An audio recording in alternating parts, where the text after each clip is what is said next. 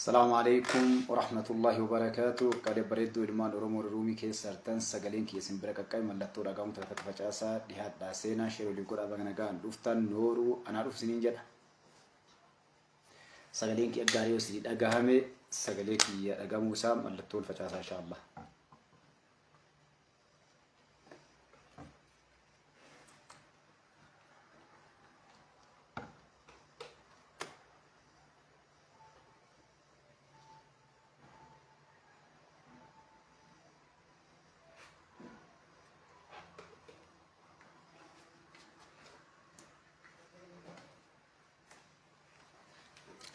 Be sagalee kee gaarii dhagama sagalee kee dhagamu adda bluetooth seene sagaleen kee gaarii yoo sin dhagami na facaasaa inshallah hagam takka dhagam sagaleen kee bareedaadha 50 moo harka 75 moo hagam dhagamee na hima.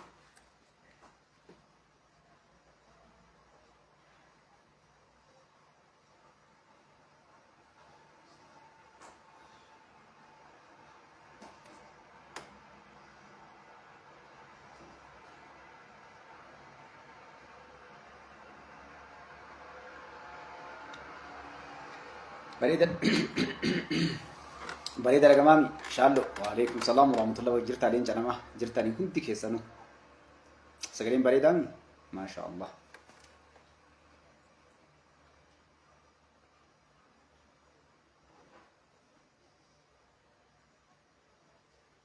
يتسيرنو بريدو سجلين ما شاء الله ما أنا كيسايو إيم بيكو يجرا قال galgala kana xiqqoo rabbashantanii warri biyya keessatti xiqqoo rabbashantan galgala kana abshiiru qabsoon akkas qabdi gaari. salaamu alaykum wa rahmatullahi wa barakaatu. warri salaamu alaykum jettan wa alaykum assalaam wa rahmatullahi wa barakaatu. warri anaa dhufettan anaa warri weelkaam ettan weelkaam hundi keessanuu bagalagaan dhuftan iid mubaarak irra deebinee kaa'inni haa guyyaa sadii kaa'iida bagar bisniin gayu hunda keessan warroin arginillee ana jiraatu bag jiraattan ittaan sun aqaayyoo faabboon dagatina ummaaf abbaan kenna namni haga isaanii haqa nurraa qabu kaa eegaa waajiba rabbi nurra kaaheetii namni haqurtoo nurraa qabu gartanii haadhaaf abbaa jechuudha. rabbiin hunda kennaa gartanii nama haqaadha abbaatiin dhaabbatu anallee isiillee rabbi nu haa godhu. sagaleen bareeddu maashaallah. eegasi ammoo ummata addunyaa irratti dararamu Filisxeem irraa eegallee hundi kennaa jechuudha. Filisxeem irraa eegallee ummata kamuu amantii fedhe haa qabaatu biyya fedhe haa jiraatu du'aa gochuuf hin dagatinaa rabbi warra haqaan dhaabbatu rabbi nu haa godhu. eegasi gar sagantaa kennaa seenaa anaa dhufu baga jagaan dhuftan mata duree kiyya guyyaa addaa gartan ciini maal fakkaata wal fuuni kaa gartee baadiyyaa kaabaa kibbaa warri kalee gartee gogaa biraa uffatee kun Amaara kun Tigree ta'ee kun Oromoo ta'ee biyya tana nyaachaa ture nyaachisaa ture itti duulaa ture ciin isaanii akkam ciidha guyyaa addaa ka leencoleen Oromoo kan Itoophiyaadha akka marqaa goote galgala kana nama miileen agas turu fi kuma agas nu lalan jennee osoo eegan alhamdulillah teknooloojiin kun waan ajaa'ibaati ni boochise leencilaan taaga ofii beektu dhiiraan maqoon teettu jedhanii waan godhuun dandeenye dandeettii ittiin qabne beekumsaan alatti biyya teknooloojii harkaa qabdu waan feete godhuu dandeettu dhufanii rabbiin mataa keessa isaan dha'ee salphattee boo'ichatti galte jechuudha. jawween kana nama hunda dura boo'ee kanaaf baga gartan cidhaan dubbachaa baane wal fuudhuuf wali heerumuu yookaan warri maqaa Oromootiin deemu qaraa heerumuu beekti fuudhullee beektu bara rakkoon jira warri maqaa Oromootiin deemtu kasaaraa siyaasaa salphina jira manguddoo eege waa hidhanii gartee akka booliin irraa yaane yaatu tagartee maqalee aabbichuun ari'ee galche hunda ofiin makanii social media kana girgireessinee alaaf keessa Amaaraa Tigree Oromoo kaafne qawxii social media kana geessinaa dhufan jechuudha. Jalaan gahee leencichi akka dandeettii qabutti garsiise jechuudha. Dirqim waan hundaa. Dirqimii teettuu batee isaan qoma dhadhatanii ummanni buqqa'ee dhufee bakka hundarraa gartee akka laalan jechuudha. Eekan ummanni namni itti gartee laaluuf maal jette baraachuun ni dhufa silaa. Waan birii deeggarsa jiraatiin maal jedhan maal haasanii kalee galgala maal isiniin jedhan namni tokko dhaqxanii laalin haa isaan irraa bahanii jedhu. Ijoollee mammagaalaan Itoophiyaadhaa ammoo qaata teekinooloojii itti qophaa'an jechuudha. Daaraa harka godhan daaraa jarri wal dhaga'uu dadhabde ummanni birii jarri dhaga'uu dhiisi. Kasaaraa gasgeettu dhaadatanii dhufanii baallama Shaabiyaadhaa fi Ijiptii seenanii dhufanii jalqaba osoo waan birtuun seenne ilaala. Karaa lafaatiin ummata asoofaa dhaqanii achuu dhoofaa ummanni harka dide. Amaarri harka dide, Tigreen harka dide, Oromoon harka dide. Maaliif dhufanii karaa sooshaal miidiyaatiin girgireessinee waagoon addunyaa agarsiifna jedhanii dhufanii.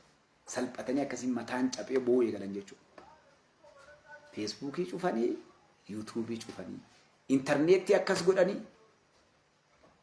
Chaalaw jedhee fiildi maarshaal Biraanuu Juullaa chaalaw waan dandeettii ittiin qabnu, waan beekumsa ittiin qabnu, dhuma kaatanii siyaasa dalagnaan deemina. Chaalaw danda'a kaa leenca Oromoodhaa. Danda'a chaaluut. Yéeno የኦሮሞ ልጅ ጊዜው አሁን ገዢው ሀገሪቷን እየገዛ ያለው መንግስት ሌባ አይደለም፣ የተማረ ነው፣ የነቃ ነው። በቴክኖሎጂ በሁሉም ነገር ተዘጋጅቶ ሀገሪቷን ሊያስተዳድር የመጣ መንግስት ነው የዛሬው መንግስት። እንደማንም ሌባ እንደማንም ማይም ኢትዮጵያ ህዝብ ላይ ሊጫወት የመጣ መንግስት ሳይሆን ሀገሪቷን አሻሽሎ በቴክኖሎጂ 21 ሴንቸሪ ላይ ነው ያለነው። ገገማ ሁሉ ያረጀው ኦልድማን እና ገብረጽዮን በማታ ዛሬ አርፎ ጸሎት የሚያረጉት ለስልጣን ዛሬ ይሮጣሉ ብር ለምዶ።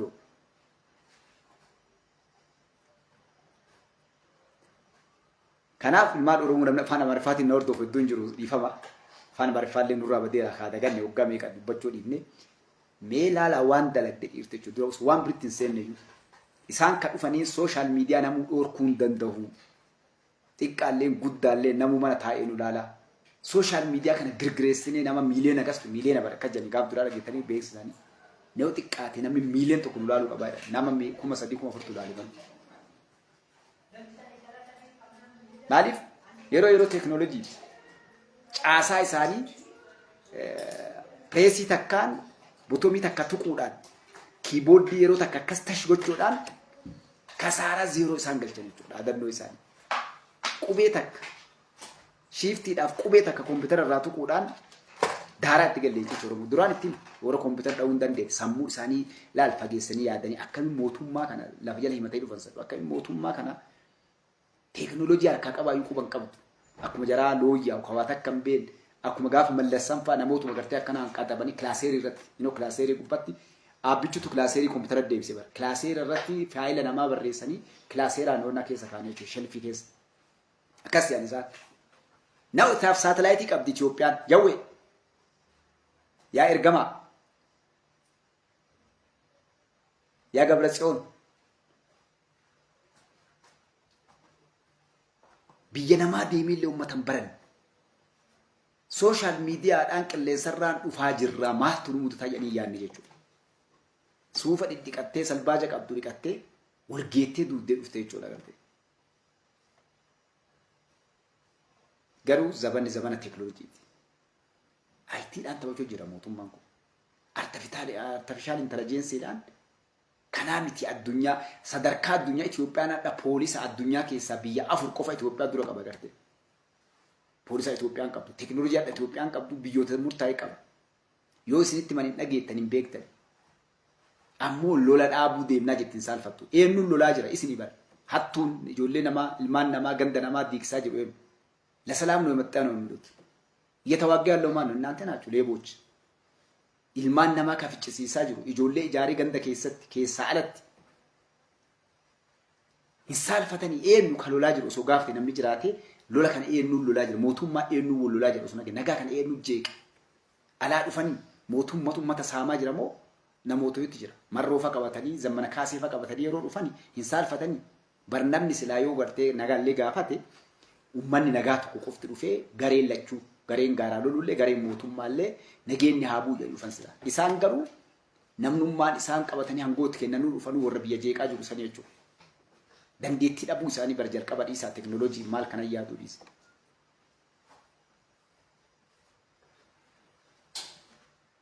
Garuu waan itti gammade tokko ciini guyyaa hadhaa kun akkasii bahanii dhufanii arguun keessaayyuu uummanni Oromoodha. Sabni Oromoodha. Eenyu caalaa jechuudha suurri kuuwwan tokko hangoorra wal dhabdi malee jarri tokko maqaraa. Tigraay ka dhufee fi ka naannoo Amaaraatii dhufe deyaaseen garaagarummaa tokko hin qaban. Ka Tigraay እና ከአማራ ክልል የመጡት ድሮም የኛ ጠላቶች ናቸው እነሱ። የአማራ ህዝብን አይወክሉም፣ የትግራይ ህዝብንም አይወክሉም። የኢትዮጵያ ህዝብ ጠላቶች ናቸው። ግን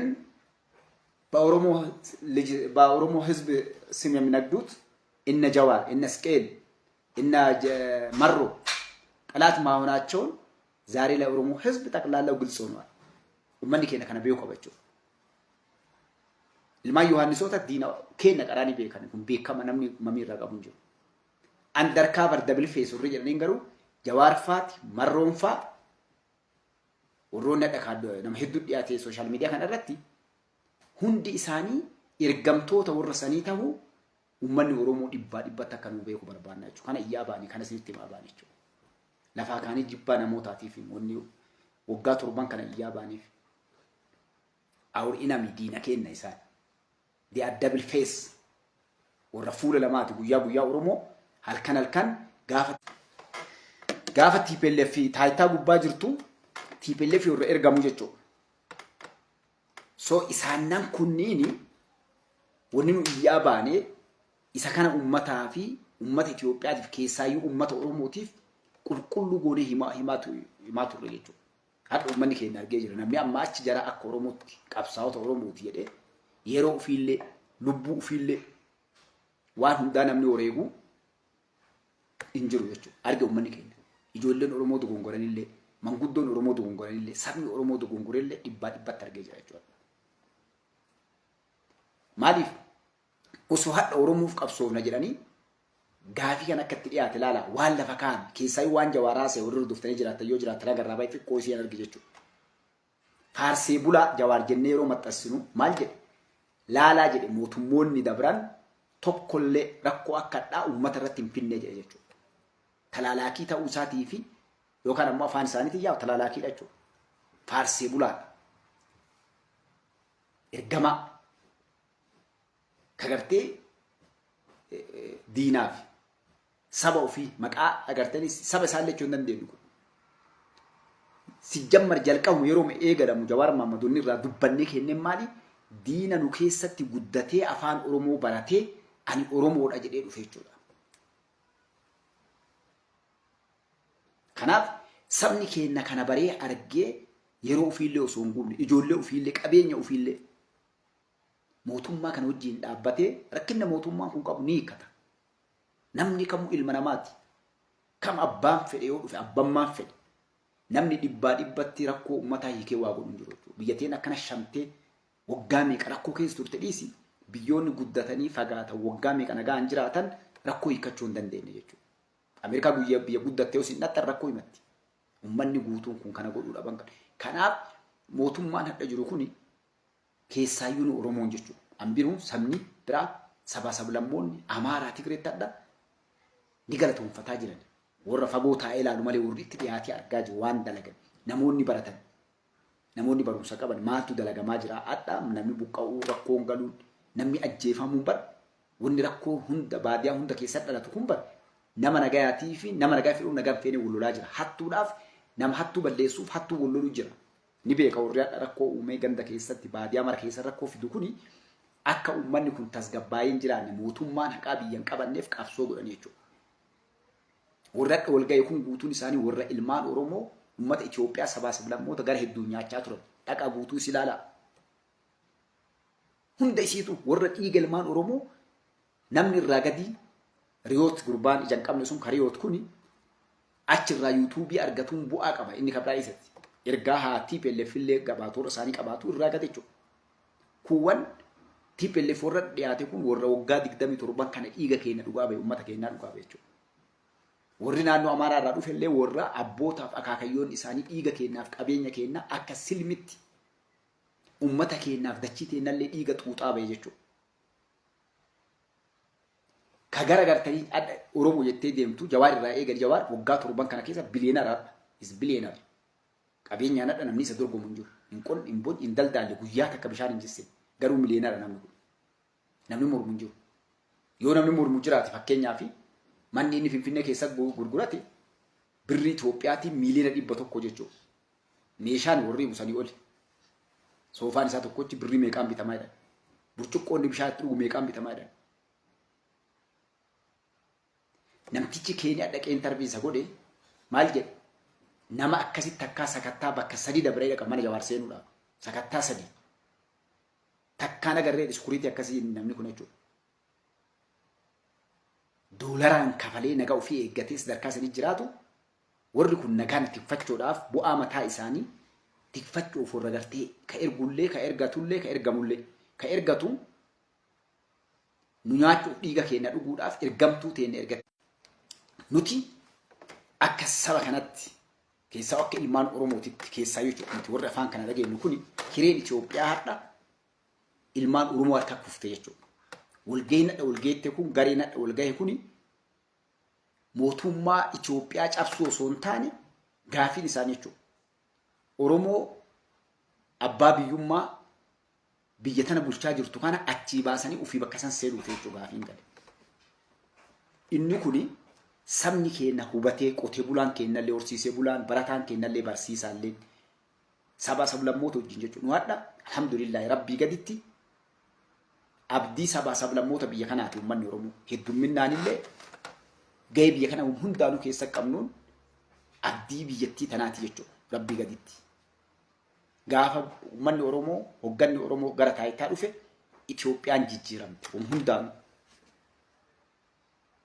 Adda teknoolojii biyyi kun qabdu dandeettii biyyi kun qabdu faarfamaa Itoophiyaan faarfamaa rabbi adda sadarkaa biyyoonni addunyaa guutuun Itoophiyaa kalee beelaafi lolaafi hiyyummaadhaan beekamtu waamamtu biyya addunyaa keessa sadarkaa kaawwamtee waamamtu taate jechuudha. Namni kalee welcome to Dubai jedhu come to Africa come to Ethiopia jechuudha. Waggaa mee keessatti 7 keessatti jechuudha. Haasaa kalee muummichi ministeeraa godhan keessatti Itoophiyaa waggaa 15tti waggaa 15 keessa galii alaa argatte bunaan maal kanneen gurgurtee doolara biliyoona 7 jedhan jechuudha. Hadda garuu gaafa Oromoon bulchitu waggaa tokko keessatti biliyoona 8 ol jedhanii arga waggaa tokkotti waan waggaa 15tti TPLF kaleen fidin adda ilmaan Oromoodhaa biliyoona 8 haga 9 waggaa tokko fidde jechuudha. Fakkeenyaaf dhiyoo kana yoo argatan buna irraa gale daaba irraa ka gale buna qofa irraa ji'a 9 keessatti doolara biliyoona 2 wayii gale jechuudha. Ji'a 9. Daabni akkas wanni martu jechuudha. Waan ala argitee Itoophiyaan galii biyya kanaaf galchitu. Biyyi kuni jijjiiramni wanni kun hunda dhufee qabsoo ulmaan Oromoo godhanii namni martuu itti walii gale kana jechuudha. Hadda warri ammoo diinaa fi farda ta'ee diinaaf lukee ta'ee boottii ta'ee godhatanii gilaafsii godhe harka godhatanii ittiin nu qabanii ittiin nu balleessuu deemanii kan ittiin nu cabsuu deeman Oromummaan cabsan lafee san ta'uu isin cabsan jedhan san ka afaan keenya dubbatu ijoollee nu keessa guddisan deebisanii ittiin nu cabsuudhaaf tattaafachaa jiran jechuudha. Sabni keenya kana beekuudhaan tokkummaan dhaabbatee ammallee jechuudha. Kaani ammoo Oromoollee wanni isin dhaabbattanii dhiiftanii mootummaan kun fagaatee jira. Laaladha waan irratti dalage. Fagoon dhaqin. Sagantaan isaan dhufanii silaa fagoo. Wallaaleen ofiitiif hin laalle malee. Sooshaal miidiyaa namoonni dhaabuu hin danda'u. Kuuni maal jedhan jedhee nu laaluu dhufaa. Kun warra nu deeggaru. Kun kam akkanaan banee nu argee maali kun jedhee seenu. Gartee nama hagas takka seenaa dalaynaa gartee bifa haarawaan maali muummichi ministeeraa maal jedhanii. Woma kalee daladdaniin deebitanii mootummaa kana diigoo deemtanii hin dandeettanii jedheen dhugaa. Hiriira baasuudhaan fincila kaasuudhaan maal warri tooftaa haarawa finna jedhanii mari'atanii waan kana waggaa meeqa irratti mataan isaanii gartee baajata meeqatti baasanii walgahii meeqa godhanii cuunfanii hayyoonni meeqa irra walgaanii istiraatiijii haarawa baasanii istiraatiijiin isaan baasan kuni karaa qilleensa irraatiin namoota miiliyoona gas hirmaachifnee gartee seenaa rikooddii addaa takka galmeessinee wanna guddaa miseensa hedduullee argannaa nam laallu hedduu argannaa YouTube irraallee birri garuu hunda iyyuu laanee jechuudha. Kaanaa qofiitti garuu namni yaadda biyya bulchuudhaaf barate gabaabdu akkuma isiniin jedhe sani kiiboordii botamii qumuta akkatti akkas dhaggodhee waan hundaa haga jarri qilleensa gubbaa jiran qilleensa isaanii gartee dandeettii qabutti garsiise jechuudha. Waan addunyaan dalagdu kun. Adda biyyoonni guddatan kun meeshaadha lolaatii wal lolan yeroo kun nuukileera meeshaa guddaa kaasu botomii takka qofa tuquudhaan jaam gartee qilleensa irratti meeshaa san dhama'ee akka gara inni deemu wallaalu godhanii dandeettii walii garsiisanii jechuudha. Sigalee maaliif sammuun gabaabduun namni sammuun qabne hinaaffaadhaan waa dalagu akka jaraa kana ta'a jechuudha. Namoonni kun yoo ati ilaaltu warra gartee kun TPLF waggaa 27 warra mucafa qabe warra dippiloomaasii addunyaa kana guutuu keessa deemee waan guddaa dalagaa ture jechuudha. Garuu jalaa dhukatteetu maaliif barumsa hin qaban kaayoon qaban hinaaffaa waan nyaatan qofa laalan. Isa kanaan maal godhe yeroo gabaabduu san keessa kasaaraa namni isaan laale 3,000 4,000 jechuudha. 10,000 15,000 20 illee hin geenye. Waan warri TikTok gubbaa taa'ee waan tokko wal arrabsu irratti laalle jechuudha. Isaan garuu baajata meeqa baasanii tiktooktaroota meeqa qaxaranii miidiyaa meeqa maal godhe waa meeqa godhanii fidanii kun hundi walitti dhufee akka isaan lafa kaatan at least yoo miiliyoona dadhabne mana 100,000 gasi nama laaluu qabaa jedhanii kaa'an jechuudha.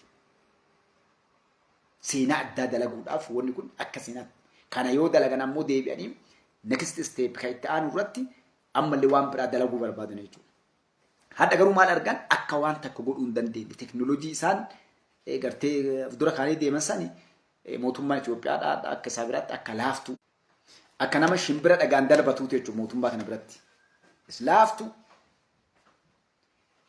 Kanaaf wanni nu barru amma keessaa yoo warri kabiriin as keessaa amma pooyintii nu kennu guddoon jirtu warri kun waan qaraa warra hin jirre. Waa'ee faarsee bulaa Jawaar irraa dubbannaa jechuudha. Waa'ee faarsee bulaadhaa Jawaar irraa wannan dubbadhu maali? Faarsee bulaan kuni nama Oromoon jechuudha.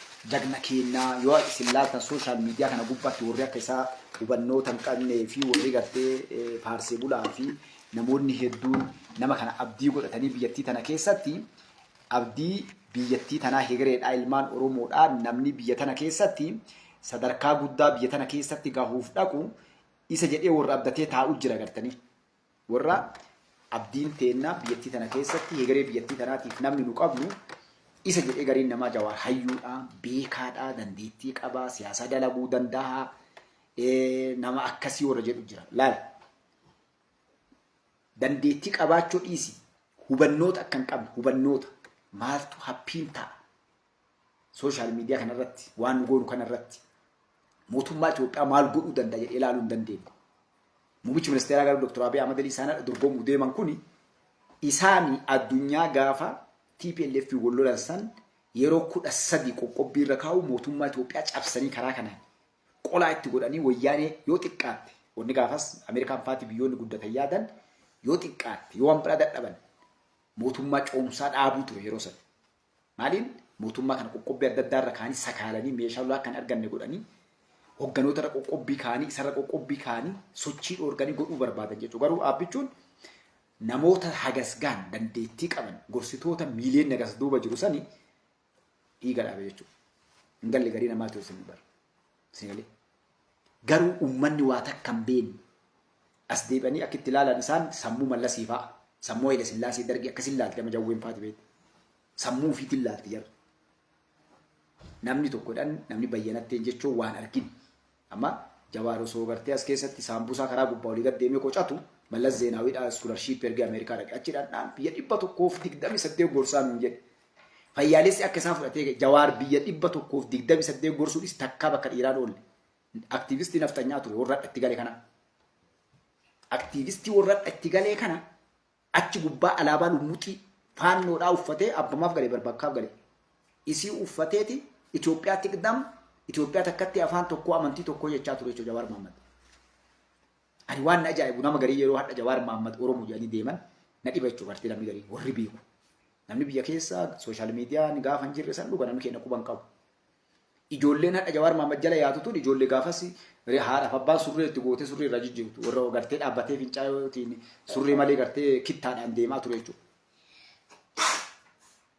Gaafa Jawaar as deebi'aan Oromoodhaa Oromoo faris ta'een as deemu ijoollee surree ofii godhachuu eegalte jechuudha isin galee.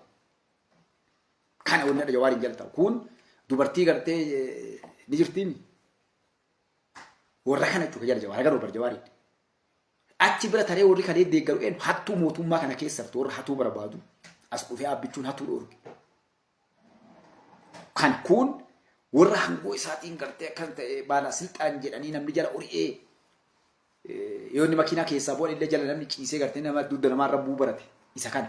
Kun abbaa qabeenyaa kalee biyyattii tana Dargii wajjin Haayile Sillaasee wajjin saamee ilmaan guddifachaa ture. Mallasii waliin saamee ilmaan guddifachaa ture. Warra qotee bulaa keenya buqqisee fooqii irra ijaaraa ba'e ijaarsisaa ba'e isa kana jechuudha Jawaariin gartee muudaa ture. Kun ummata keenya waan hubanne yeroon Jawaariin gurbaan kun jabaa biyya 128 gorsa jennaan ummanni keenya fayyaalessi dhugama se'ee uri'ee jala duute Jawaariin jechuudha. Jawaar biyya 128 gorsuu dhiisi waa dalaguu dhiisi faarsee bulaan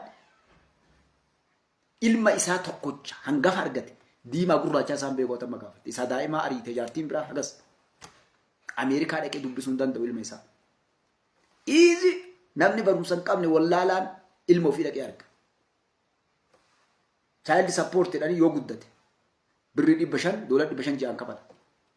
Yoo xiqqaate yoo guddate $6,000 ja'an kafala. Jawaariif $1,000 jechuun ja'an shaayii takka dhugee waliin deebi'e Ameerikaa keessa Jawaar Mohaammed. Sigalee. Jawaarii dubartiin meeqa koortii dhaabde osoo gartee Oromoon sodaachisanii irra dhoorguu baatanii Jawaar gaafa biyya jiru sani dubartiin meeqa ilmaan sadii nu waamani ilmaan sadii eenyurraa ta'e dhali. Eenyu argate ilmaan sadii Oromoo fi qeerroo fi qabsoo. Oromoon ka isaati yes. Jaartiillee wal fuudhanii seeraan ni argate. Qeerroo fi qabsoon hoo ka eenyuti eessaa arda ta'e. Eenyurraa argate. Dubartii 21 jedhan kan himatte gartee mana murtii. Ka ilma horaa argate bara. Kana mara dhossee Oromoon keenya kuni ummanni keenya kun kajaa'ibaatii bara shaffanii akka warruu baanee bira ta'a jechuudha. Isinii galaami. Soo kanaaf sabni keenya ummanni Oromoodhaa lama soofamuu hin qabu. Takka dhuufuun dhiirummaa lama dhuufuun gadhummaadhaa jedhan. Hadda marroon kaleessa yoo isinitti himu marroo inni faannoodhaa nafxanyaa maaliif ummanni Wallaggaa gabuqqa'u ummata keenya maa baanaa ummata Wallaggaa kanatti nu beeka ummanni Wallaggaa silaa gabbaa'ee bakka Mustafaa mootu Wallaggaatti dubbataa. Waggaa torban kana faannoo tokko dhajjeefte faannoon mooraan isii Wallagga keessaa mooraa sadii qabdi namni hedduun afaan nu qabu barbaada bakka tan faannoon mooraan isii eessatti marroofaa ijaarichi keessaa qaban. Abbaan tokko waan yaadadhu umrii kiyya keessatti adin daganne jechuudha. Naannoo Wallagga keessatti ani ijoollee 11 qabaa jedhe Amaaraan. Haati ijoollee tiyyaa Oromoodhaa jedhe. Ijoolleen 9 shanee keessatti jedhe. 9 ajajoota jedhe. Amaara ilmaan tiyya Amaara Gondaree qulqulluu jedhe. Maalirra kaase kana? Akkamitti Oromoo fi Amaara walola jettanii? Akkami ammallee marroon faatii gaafa gartee uummata akkasii fixan dubbate namni sun. Uummanni kuni kaayoon jarri qabdu sabni keenya hubachuu qabdan hadhallee na dhagaa Oromoo mee haasa'ii kan dhagaa gaariitti. Maaliif uummanni kun lola yoo na Oromoon uummanni Oromoo gaarii na dhagaye Oromoon. Wanni kuni hadda Jawaariin eegalle hadda marroon hin eegalle akka gaariin na dhagaa. Akka gaariitti leencoo dalagaa ture Daawud Faat dalagaa ture. Warra namoonni hadda seenaa isaanii jagnoota keenya dhee faarsu kun irra guddoon nafxanyoota. Naragaan wanni hundee isinii baasee isinii dubbadha.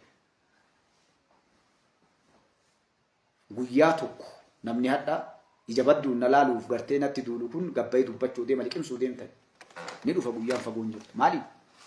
Wannadha mootummaa kanatti sa'a 24 duulanuuf dhugaa dhiiga ilmaan Oromoo aabbichuun gabbaasaa fi riba dhabe duriyyeen bakka hundaa. Seenaa abbootaatu xuraa'u deema. Jeneraal Taaddasaa Birruu eenyuun nyaati? Akkuma Hacaaluutti nyaatan kana. Jaarraa Abbaa Gadaatiif Rabbi Jannataan bara siyaa qananiisu. Jeneraal Waaqoo Guutuu fa'a Nadhii Gammadaa fa'a.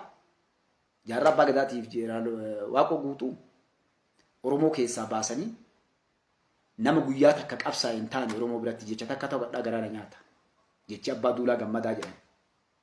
Maaliif reeffa jaraa gaafa nu galchine jiraan waaqu guutuu galchinu maa galchitan nutti shiftaa naannoon jedhani jedhe. Eenyu jedhe Oromoo? Ni beekna nama jedhe illee ifatti illee jedhani bar. Ni beekna jechuudha. Hin daganne seetanii hin daganne. Hin daganne. Guyyaa eeggatti bar. Hadha hoggana ni beekan nama jedhe akkas gaafas. Hadha qabsaan Oromoo isa caalu hin jiru.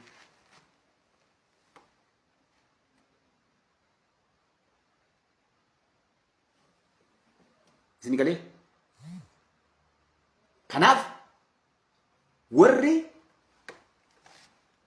alaanuu dhufe warri kalee nu qalchiisaa ture abboota keenya hogganoota keenya fichisiisaa ture hundinuu gungumuu jira. Warra hadha Jawaariif gartee amma ijoollee lafaa dhufta waan beekne tana malee namoonni kuuwwan warri hadha Jawaarii hadha illee bara warra xiixu jira Jawaariif warra eegaa jiru jira. Amma wanni hadha jarri sooshaal miidiyaa irratti dalagde kun ala qofa seetanis as keessa jira. Abbaan qabeenyaa Oromoo harka 195 Jawaari harka ol beekan maqaa jaraa beekata akka takka warra hoolaa fi gartee kamtu Jawaari an abbaatee itti nursee ol seenaa ture beekna. Nu himaa banii bara. Nama Jawaariin ani hanarra argu hoolaa isaan fincaa'e lafa kaayee afur salaatee fi eegasii gartee qalaa nan nyaachisaa jedhe beekna. Nama Jawaar harka isaatiin hin nyaatin nan nyaachisaa jedhu beekna. Abbaa qabeenyaa. Hogganoota Jawaarii salaata barsuduu yoo bu'e warra kalee Jawaar ergama nabiyyi jedhe beekna Oromoo keessa.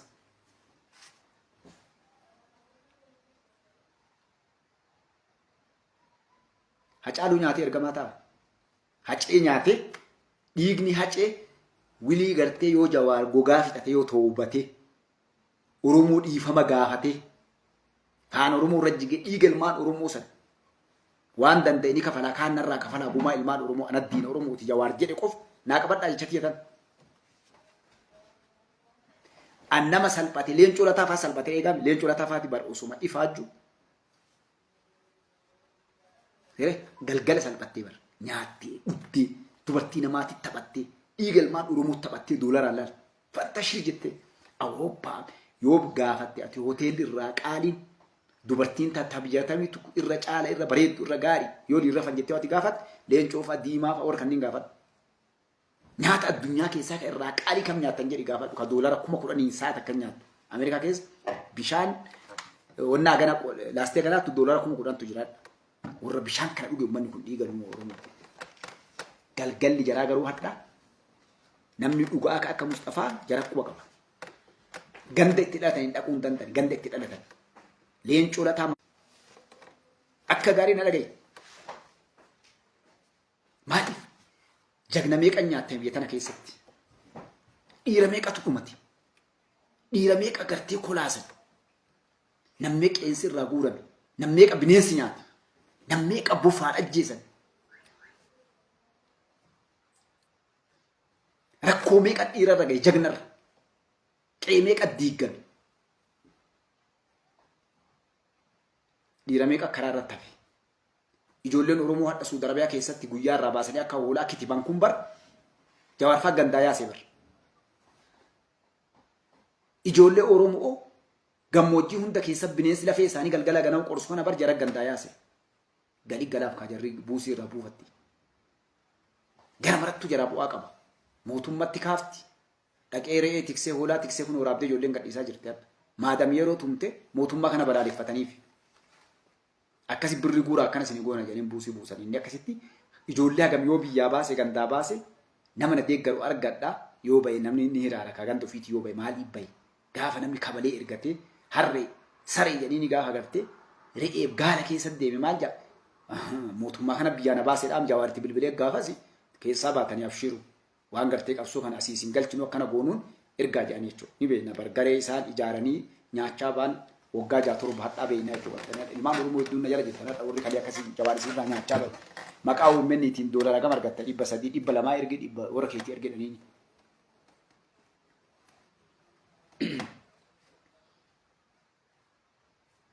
Nuti warri as qabsoo Oromoo kana keessatti umrii keenya finde diina Oromoo beekna. Oromoon bakka dhaslaabbichuun taa'u kan waggaa 50 dhaa jirti silaadha. Itoophiyaa tana waggaa yoo xiqqaate Oromoon waggaa 50 irraa bulchaa jirti silaadha.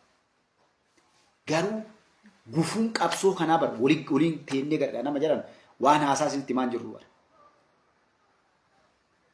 Wanni jala buunee laallee agarree Leencoo Lataa caalaa namni Oromoo East Afrikaa keessa bar hayyuu Afrikaa jedhamee waan bara akka addunyaatti Leencoo Lataa kitaaba 7 hin baafi bara.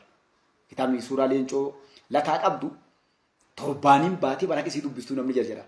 Ka akkasiisan isa akkasiisan hayyuu Leencoon akka kanaatti miti nama baratee beekaadha akka gaarii barsiifatan Leencoo Lataa akka gaariitti. Maaliif Leencoo kaastechoonni mala kan gariin namaa hin kiyati. Warri ijoolleen haadha huccutuun maqaa Oromootiin deemtu guutuun warra garee jaraatti. Kaayoo karaa Leencoo irra deemanii dhufan. Bar Oromoon tun akkitti cabxee bakka addaa tana dhaabbatte.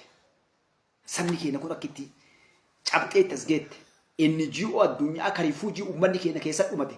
Eenyu keessa rabeettani warra shanee kana. UNICEF, UNHCR bakka hunda keessatti. Dhagaa waan dubbadhuuf Keeniyaa keessatti uummanni keenya nama umrii isaa gaafa darbii baqatee agadhaa Keeniyaa keessa jiru jira mooraa baqataadha. Namni isaanii wallaahi Oromoon kijibaa naannoo 7 bayan. Qabsaa'onni waliin gaara ture. Ijoolleen isaanii nu biraa 7 yaasanii teennaa gadhaa karasaasni keessa nu caccabte galmoo seenaa fa'aa finiinsaa cirrii finiinsaa tulluu fa'aa. Eenyu nama akka gurbaan tokko fa'aa roobee hin maraate amma.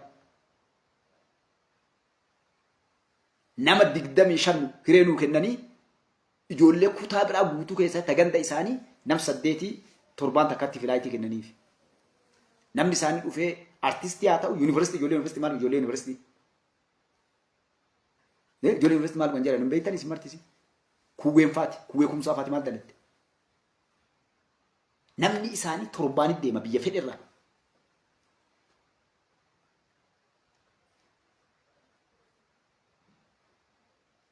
Baqataan keenya Yaman keessa dhumatu. Baqataan keenya Jibuutii fi biyyoota hunda keessa dhumatu. Maaliif?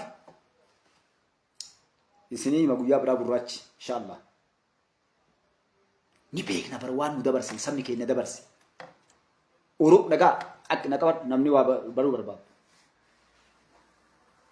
Waan namoota kana maqaa dhoofnuuf. 2008 naa qajeelchu warri yoonni waliin turre Keeniyaa. Saarjoo jedhanii Jeneevaa irraa dhufe. Koominitii guutuu ta Somaalee, ta Oromoo, ta Suudaan warra baqataa jiru dubbisan. Isni gabaabsawni dheertuudha keessaa fuudhee. Uummanni keenya wal dhabe. Yeroo dubbachuu dhufi namtichi namsa dubbisaa jedhe. Isin dubbisaa eegaa jedha dhagaa. Nama kan waan dubbisee dhufeeti.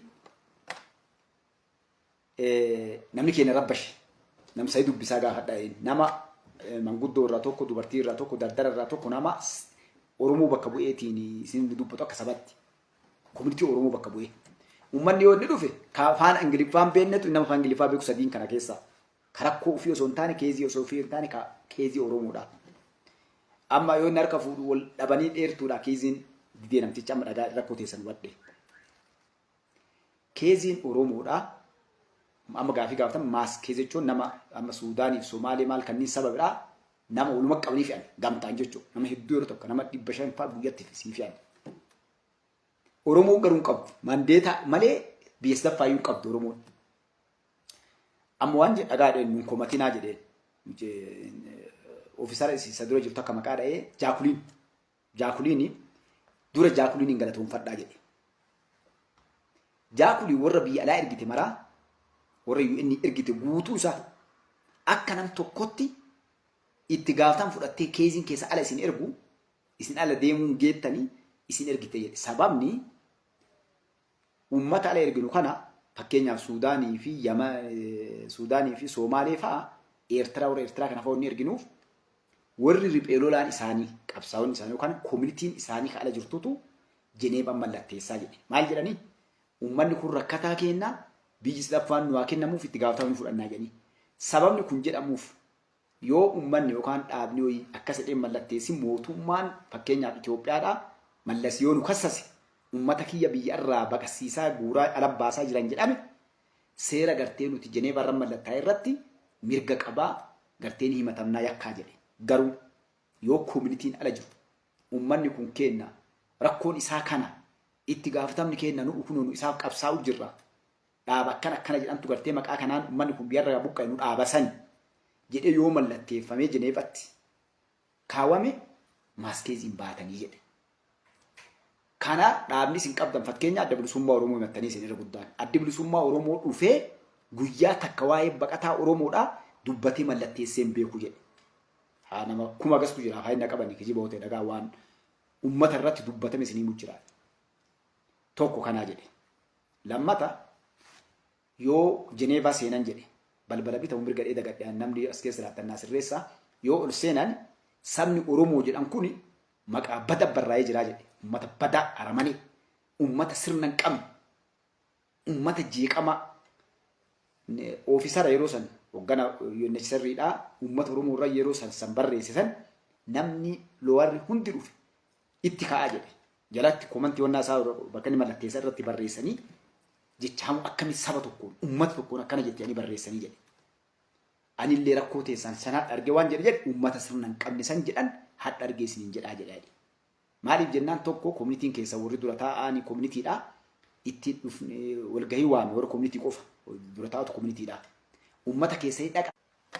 Ummata keessanii na eegaa alatti jedhaatti maa jedhaan jedhee yoo inni dhufu ummata reef jarri ta'een ofii teettee ulfitti communitiin ta'een yeroo inni nutti as dhufu deemu ummanni iyyee fiigaa dhufe isinitti nimne communitiin teessan amma reef ummata lakka akkana jedhanii takka san argee jedhe.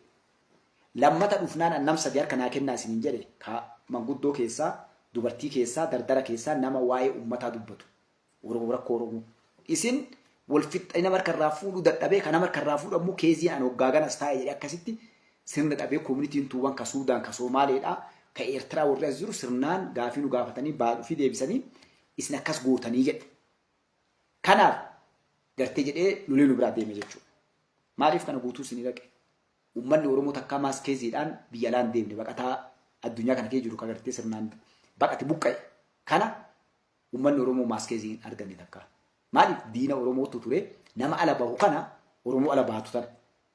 Yoo ala baate waan daladdu namni yoo ala bahin dammaqaa ummata ofii gargaaraa biyya ijaaraa waa hedduu dhufaami kana dhoorku eenyu fadda leencoo lataa fa'a.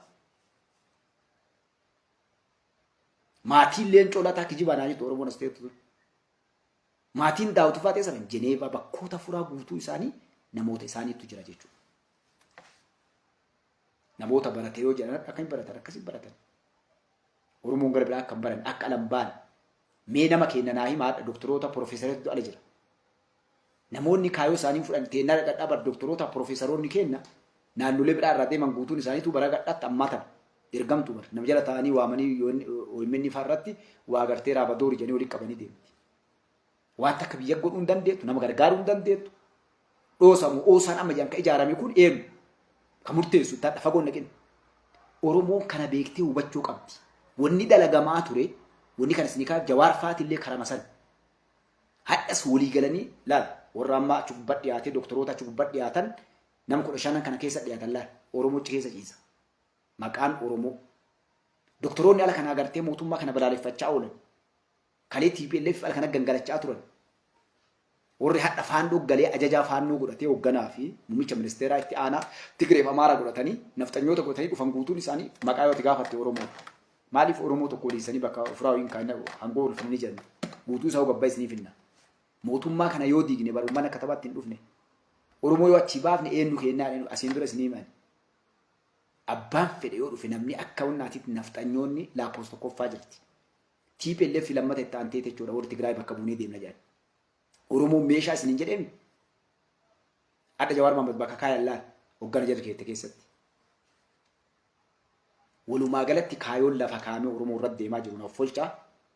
Kaayoo itti Oromoo qotanii awwaaluu deeman warri Oromoo jedhee gogaa keenya uffatee deemu. Oromoon dammaqxee yoo warra gogaa keenya uffatee deemu kana beektee ofirraa hin qabin. Dardarri lafaa dhufu yoo kanarratti hin qaroomin. Yoo nama afaan mi'aawu nama sigartee ajjeesu si saamu. Mee Jawaar Maammed guyyaa takka Oromoo tokko gargaaree mucaa tokko Oromoodha. Birrii 10 guyyaa takka namaa kenni jaagartanii Jawaar birrii 10. Injiru. Oromoo takka Oromoo waa godhu gartee Jawaar takka Oromoo waa godhu gartee takka yoo Oromoo nyaate Oromoo fichisiise malee. Jawaari maqaa isaatiin namni du isaanam ajjeesisu du'aa jedhu malee Oromoo takkaa jabdu Oromoon Jawaar jedhu dhageettanii Oromoon hin barannee Oromoon diinagdee hin qabdu Oromoo waraana hin qabdu Oromoo waan beektu dubbateera dhallee yeroo warra biratti dhihaatu wanni dhihaatu waltajjii gubbaa maaltu dhihaata beektanii amma Oromoo Amaarawee qaban dhiifama baallee naayyamee jira akkamitti Oromoon Amaarawee Itoophiyaa tokkummaa Itoophiyaa jedhanii iddirii qaban durumarraa hedduun namaa ni beektan ani Naayiroobii hoteela qabaachaa ture hoteela kiyyaan dura namaa gartee hoteela qabu jira ilma Oromooti ilma Wallaggaati garuu Oromootti naman ni beeka nama jechuudha ani elee buddeena maashina buusu qaba waa hunda qaba buddeena irraan fudhatu blooka meeqa dhaqee achi fudhata jechuudha ni beeka namni hundinuu eenyu akka inni ta'e illee namoonni akkasii sun sitti man nu amma gaafa qabsoo keessaa dhufne achi dhufne nu argansani maali isin Itoophiyaa kana maan fudhannee nuun jedhan Itoophiyaan bara namoota bara dandeettii qabuun bulanii warra akkanaa kanatu isin gabaabsuu warri achi keessa jiru namooraan dargiiti nama yoo ati Oromoo jette osoo danda'e morma sirraa muru ture nama kanatu Naayiroobii wal barree waa irratti hujii manaa kenneefi uumanuu qabsoo keessa ture kanarraa ka'e laalee argee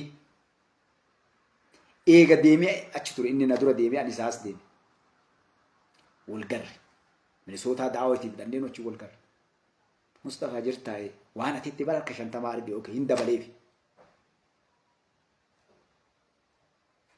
dhibbatti amane hagga baabaa namni kun waan ta'e beeku adda cinne waan hunda keessan nama amanuu irraa isa inni kun namni kun bakka guddaa naftanyoota bira qabu maqaa sadhaa'uun barbaadu waan nu dalageera ammallee hin dalaga bakka guddaa amanamuu irraa jechuudha maaliif nama keenya ijoolleen Oromoon beekanii amma mooraa Keenyaa keessa gara Mombaasaa takkatti tumanii caccabsite ijoolleen ta'e namni keenya daaraa godhee caccabsanii bara uummanni akka nama keenya godhu kanaaf nama sadarkaa san gahe hajaa sibira dhaabbatee gaallaa tabtaabbaa siin jira hajaan qabu amma san hunda gaabbee garuu uummata kiyyaa maal dalaga jedhe amma haga muuchi ministeera federaanuu oke jechi kan kee tokko naa dhufe Oromoo akka nama barate qabu hayyuu akka qabdu argee naan jedhe ni gaa jedhe Abiy Ahmed Ali tokkochi wanni nuyi jeneraalota keenya ka Oromoo kan ni jedhan namoonni baratan doktoroonni keenya achoolan jedhe naftanyoota kan hojii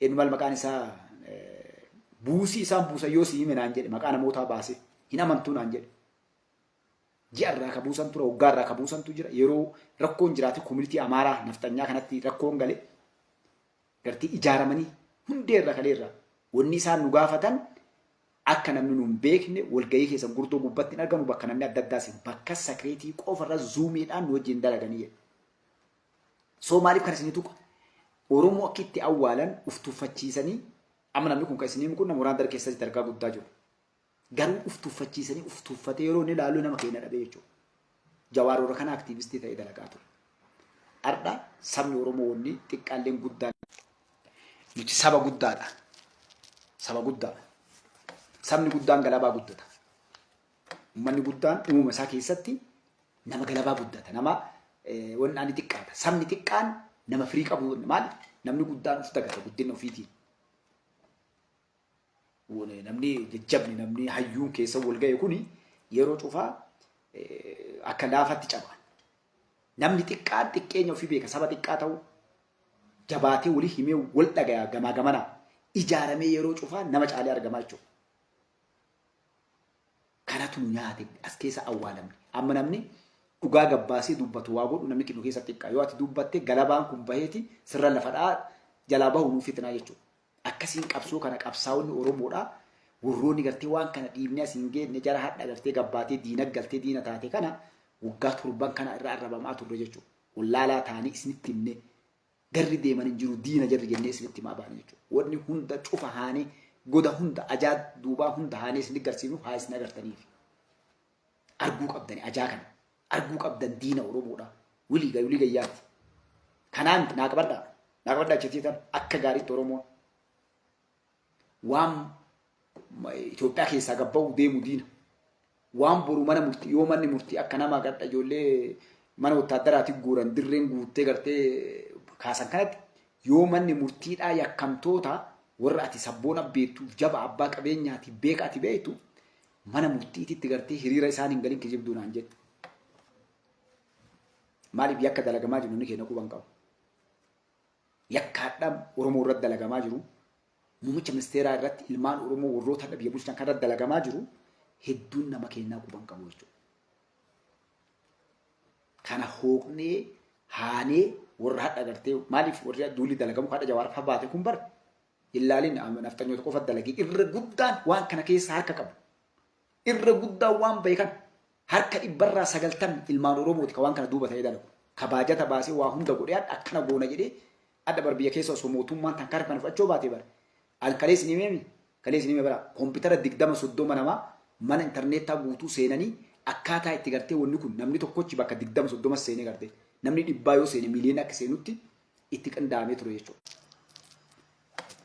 Ka dalagame kuni hattuun biyya keessatti qabeenya akka mootummaan kun dhufeen hatti achiin dura hatti caasaalee wal keessa kun guutuun isaadha sappoortara yookaan immoo deeggartoota Jawaar Mohaammed jechuudha.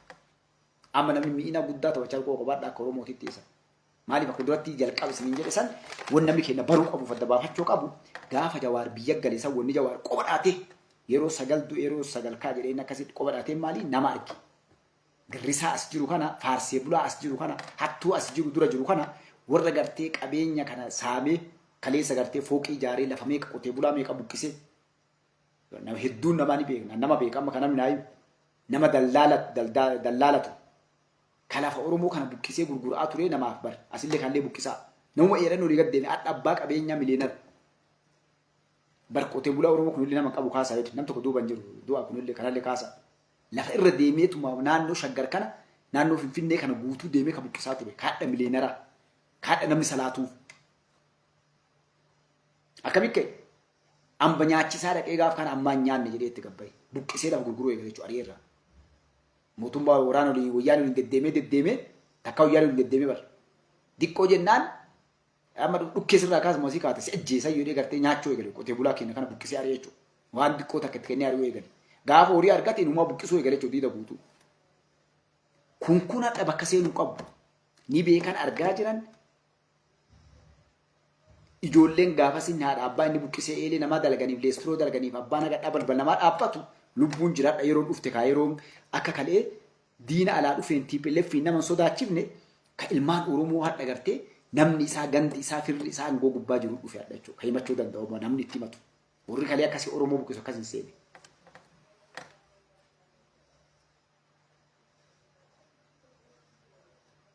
Isin galee dhiigni namaa taphaan lubbuun namaa taphaan qotee bulaan keenya hadha bo'u kun bar kasaamaa jiran kuni ka ajjeesan ka gabbayee galuu dadhabee kun yaa Rabbi dhaara bar.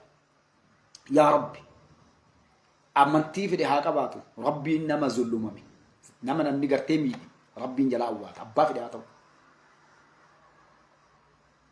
Abbichuun bar du'aa ilmaan Oromooti bar beektu kan ummata Oromoo ka zullume ka yaa Rabbi maal yaa Rabbi yaa Allah kanamuu yaa Rabbi isan gartee isa Rabbiin du'aa awwaatee akka nabi Muusaati nama kana maaliin Muusee jedhanii Muusaa jechuu bara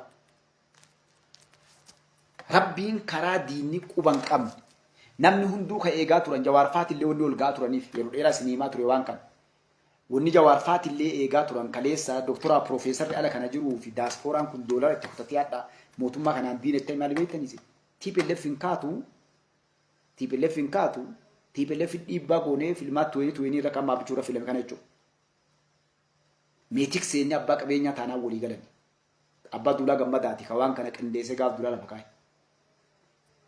Nama jiru sinii mana dhaga abbaa duulaa gammadaadha. Dubbiin ilmaan Oromoodhaa ka gartee roorroon tonna goote fincilee gabbayee buqqisee lixee Rabbiin eessaan fide. Karaa isin shira isin daladdan Rabbiin gartee faallaa isin gargalchee Rabbiin akka ofii danda'u fidee iyya ilmaan Oromoodhaa dararaa ilmaan Oromoo kan Rabbiin du'aa isaanii awwaateeti Muusee gartee Rabbiin abbichuu karaa isaanii yanneen nuuf fide jechuudha.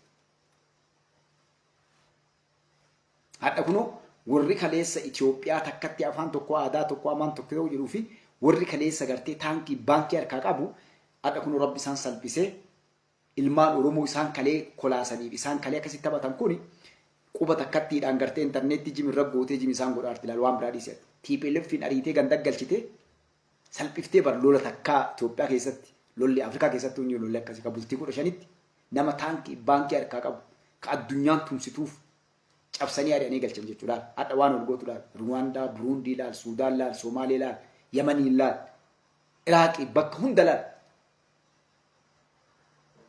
Waggaa meeqa gartee daaraa waliin baasaa jira. Darbii namni waggaa tokko Itoophiyaa keessatti waggaa gamlee waggaa 17 dadhabee baqate. Mallas Zeenaawiidhaa gabri keenya jala galee hattuun teena jechuudha. Kana mataadhaa san mataadhaa hatta artistoota keenya namoota Oromoof gabbanii qulqulluu san mataarraa fuudhan laal. Haga Mallas Zeenaawiidhaa Oromoo fixe namni finne maaliif kolaasuudhaan laal qeensa sirraa bu'uun hidheessi dararee mataa kee dhuufisee gasiidhiisa. Namoota mataa qaban kaan biyyaa yaasa kaan ni ajjeesa kaan ni baqataan hadha addunyaa keessa guutee Oromoo bara Mallas yaa'ee bara. Minisoota hadhoo xiqqaatte nama 50 jira yoo xiqqaatte. Isteeta Ameerikaa 50 keessa namni akkasii ciisa. Awurooppaa Ameerikaa addunyaa keessa bara Mallas bahe kun. Maaliif darramee ilmi namaa salphatee hadha baqataan jira. Naayim mooratam jedhamee baqataan hadha baqatee bahee nama 250 nama 1000 baqatee bahee jira. Ilmaan guuratee akka bara Mallasitti yalle. Namni adda ofiituu baqataa ta'e hadha mooraa kolgaltummaa dhaqee abbichuu himatu hin jiru. Gaafa Dargii baqataa jira, gaafa Hayila Sillaasee baqataa jira, gaafa Mallas baqataa jira. Rifuujiin eessatti mooraaleen Yamanii, mooraan Jibuutii, Somaalee, Keeniyaa, Suudaan akkasiin meeqa jibanaan jedha.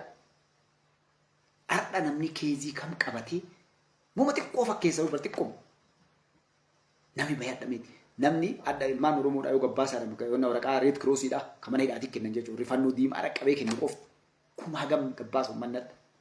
Ka biyya keessa rubbii alaa jiru. Dardarri Oromoo hin hafe beekaan Oromoo abbaan qabeenyaa Oromoodhaa hattuu isaa waliin hattoo taate malee. Kun guutuun ilmaan Oromoo akka saba kanas sabni kuni bahii bu'ii guddaa keessa dabre. Rakkoon nu qabnu garuu maali beektuusi madda rakkoo sanii buqqisuu dadhabuu keenya. Nama xiqqatu saba Oromooti taphachiisaa ture. Kaleessa gaafa Dargii Hayila Sillaasee fooyyaaneedha namoota qubaallaa kalleen colataa fa'a. Nam tokko biriin soqin. Gumaa ilmaan Oromootiifan gumaa nadhii gammadaa fa'a mul'isa abbaa gadaa fa'a ka Jeneraal Taaddasaa Birruu fa'a baasee onaan jedhan nam birii biran barbaadu. Nama qubaallaa akka yaada. Namoonni kun akkuma Jawaarii hadhaa kana hadha Jawaar faannoomi mi'eessoo turan. Dhaaba Amaaraa guddicha. Warra afaan tokko aadaa tokko amantii tokko jedhu. Oromoo sabni jedhan hin jiru. Walaayittaa kan baate sabni jedhan hin jiru jedhu. Beektu wal. Ardhallee Jawaar Maammasan jedha bara. Oromoon akkamii adda bulchiteedhaan biyya akkas jedha bara. Ijoollee waraana keessa guurattee raayyaa ittisa biyyaallee qabachaa jirti. Hoggana jalarraa gubbaatti qabattee jirti. Saba sablammoota balleessuu deemti. Oromoo Tigree fi Amaarri yaadaa baduu deemtanii. Walirra dandeettii haa qabaatanii akka dalagan dhoositee dalatte kaleessa haadhatanii sooshaal miidiyaa gabbaase. Nullee itti guddanne alhamdulillah. Sabni keenya kana baruu qaba gabaabdu. Diinni abbichuu diinni uummata Oromoo diinni Itoophiyaa nama xiqqaa nama qubaallaa waaqan mulgeetti tan. Oli takka duuban jirtu kun acabcaabii yaniin harka dhooftu. Waajjira mootummaa keessatti federaala irraa haga gadiitti haga mootummaa naannootitti hattuun warri kana mara dalagsiisaa jiru fagoon jirtu. Tanniin gaafa guyyaan ga'uu deemaa miila abbichuun jalaa cire Jawaar faati saree albaateedha saree roobaa. Tish saree roobaa nama ari'aa maali siin gilfatta kan argufattee bishaan najeessinnatti. Taras jechuun deema namni guutuun hin jiru kan wanni gartee asii iyyanii waa adda wanni hagana iyyan wanni adda gartee intarneetii gubbaatti wal gahii waamanii firiira waamna jedhan kuni osoo filmaanni kun gahee osoo naashinaal ayidiin kun wanni mootummaan adda intelligence artificial intelligence dala kun guutuu lafan qabatin hanqifnee uummata qabannee waa goonaa fudhanii jechuudha.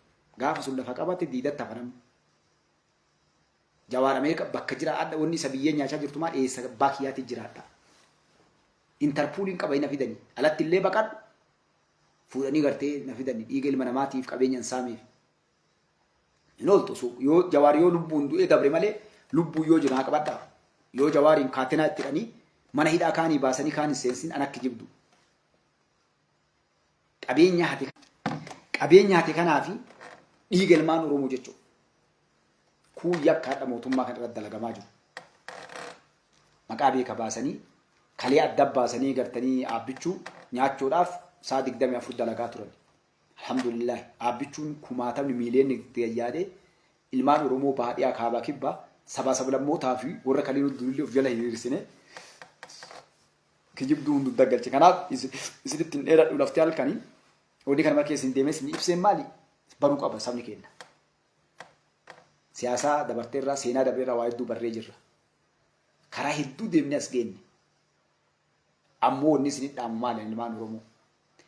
Yoo lakki beekumtii argachuu barbaadaa namni maa akkas naan jedhe barbaadde malee yoo haqa barbaadde dhugaa barbaaddu taate ni beekta tokkoon kan kee diina biyyattii tanaa.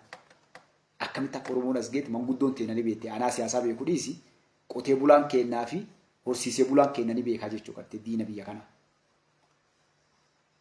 Leenjisanii kalee gartee warri alaa diinni alaa biyya teena saammachuuf.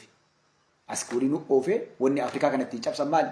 Waliin nu oofanii nama yaraa isaanii ergamu irra kaaniiti ufii biyya teena Afrikaa kan keessa waa saammachaa turan daha barraa gonnaati jechuudha. Addan saalfattu walgeettee Ibraahim Toorerii kaaftee jechuudha hattuu walgeette tunniin. Ibraahim namni ajjeesuudhaaf yeroo 20 ol yaalii irra godhe gosa isaa fira isaa saba isaa eeydoo isaa warra inni waliin kaleessa gartee corroo keessa ciisee biyya tamna godhe ajjeesuudhaaf itti ka'e maaliif waan inni hanna balleesseef. Ergamtoonni kalee gartee warri alaa waa itti afaan dibee deemuun gurshaa akkas aabbichuulleen akkas jechuudha. Seen dhaqaatiin keessa irraa isin hin galu beektan hedduu namaa dhaqaatii yuutuubii gubbaa dhaqaatii yoo waan biraa dhabdan Ibraahimiin caqasaa laalaa akka itti irra dalagan. Eenyu akka nam tokko alaa dhufee sajjeessu deemu hin jiru. Gosa fagoo irraallee dhufne itti aanu isaa nama isaatu sajjeessu san dalagee jechuudha. Maaliif? Liqimsaa ofiitiif. Ergamtoonni achi keessa turan. Warri kalee mootummoota kaleessaa gartee yeroo uummanni filu akka mootummaa hattuu filan. Yoo mootummaan sirnaa namni sirnaa ilmi sabaa ka uummataa yaadu dhufe akkan dhufneef hattuu qofa. Wal ijaaranii akkasitti Afrikaa nyaachisaa turan jechuudha. Bari guddoollee nyaattu ittuudhani akka nama nyaata nyaatee harka ittuudhani bar. Jawaar Faati hattuu akkasiiti.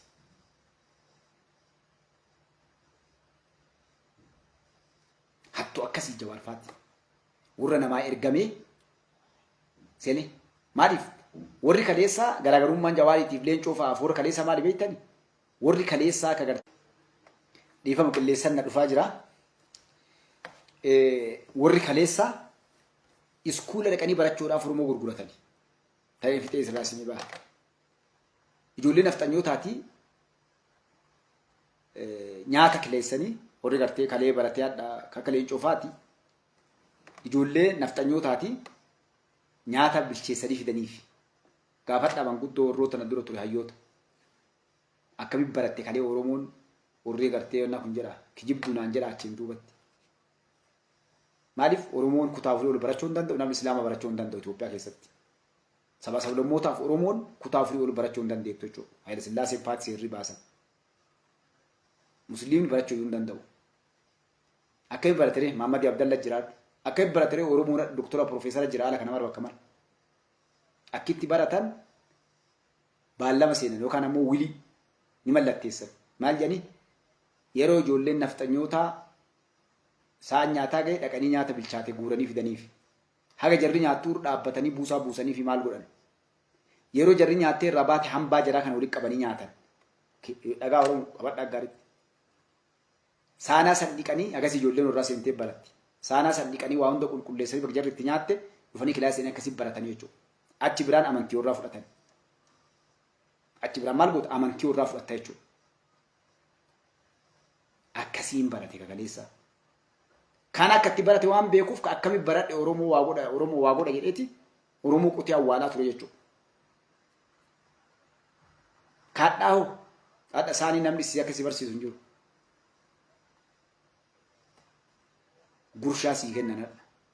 Hambaa saanii irraa dhiqee barateeti kaayoo irraa fudhee bakkaan gaa Oromoo cabsadhee barataa jechuudha akka Jawaar Maamukun.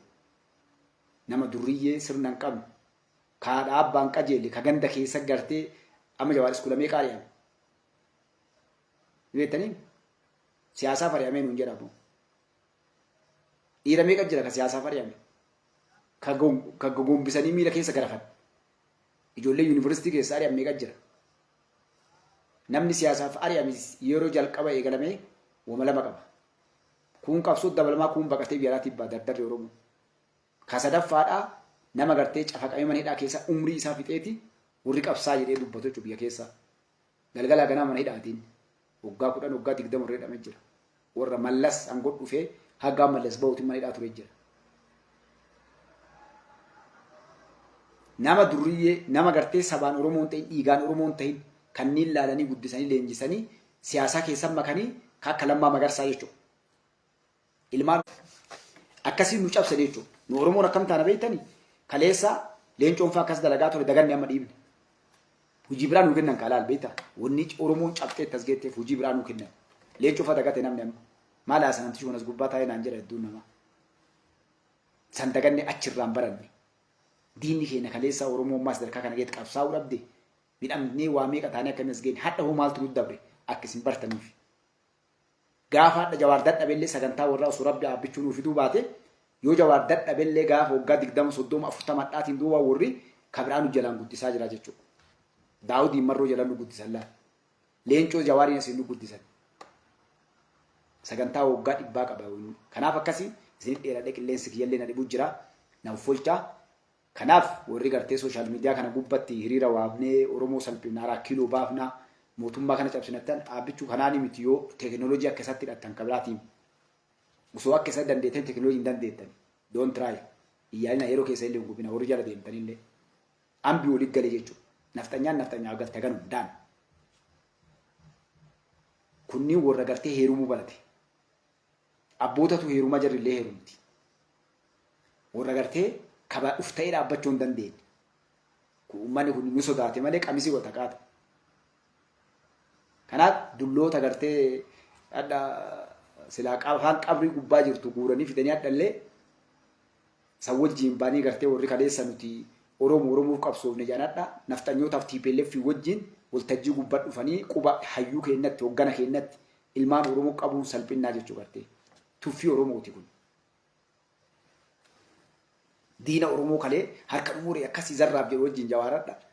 Faannoo kalee ilmaan Oromoo mataa irraa murtee muka gootee olii gadooftu wajjin hadha deebi'anii araa kiiloodhaa Oromoo baan kaleessa mootummaa kanatu gartee akkana nafxanyaadha innu seera nafxanyaa nurra fe'uu deema seera Minilikiin Haayile Sillaasee kaasuu deema adda isa galarree ganda warraatiin maaltu galche Jawaari. Warra gartee afaan tokko amantii tokko faannoo wajjin hadha ifatti. Zammana kaasee wajjin Iskandar Naggaafa wajjin warra ifa bahee ifatti. Itoophiyaan dachii kiristaanaati. Uummanni illee kiristaana amantii illee ortodoksii warra ifa jiru bara. Protestaantii fi pheenxee fi waaqeffataa hunda dabalatu bara. Musliima dhiis musliima nama waraan dabalatu. Kanaaf hagana isiniin jedha iddoo isin jaaddaa isin kabajaa isinitti hin dheeradhu.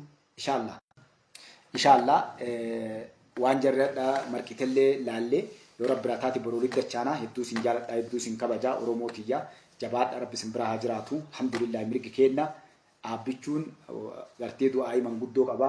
Du'aa'ii Amaaraa, Tigree, Guraagee, Walaayitaa, Kambaataa, sabaa sablammootaa qaba. Namni kun haqa dalagee nama hunda mataa ol qabe rakkataa mara hunda mataa ol qabe Itoophiyaa takkatti ta afaan tokko osoo hin taane ta saboota adda addaa ta amantii adda addaa ta ammoo gartee biyya takkatti walii qabu ta namni mirgi isaa eegamee irra jiraatu ta amantiin namni kabajamtee irra jiraatu ta namni tokkollee tokko hin caalle waan namni wal caaluun akka biyyatti wal caaluun namni biyyaaf ifaajee biyyaa bu'aa buusee fi namni biyya nyaate yookaan biyya miidhetti bakka lama yoo baane malee waan biraa irratti qabaattee dhabdee beekaa taate wallaalaa taate Oromoo taate Amaaraa Tigree Guraagee taate Islaamaa Kiristaanaa Waaqeffataa Protestaantii taate hundinuu qixa mirga sirra qaba lammii biyyaati namni hundinuu gartee amma achi wal qooduun kun gartee nama gadii ta'ee kaan qubatti qabanii kun gartee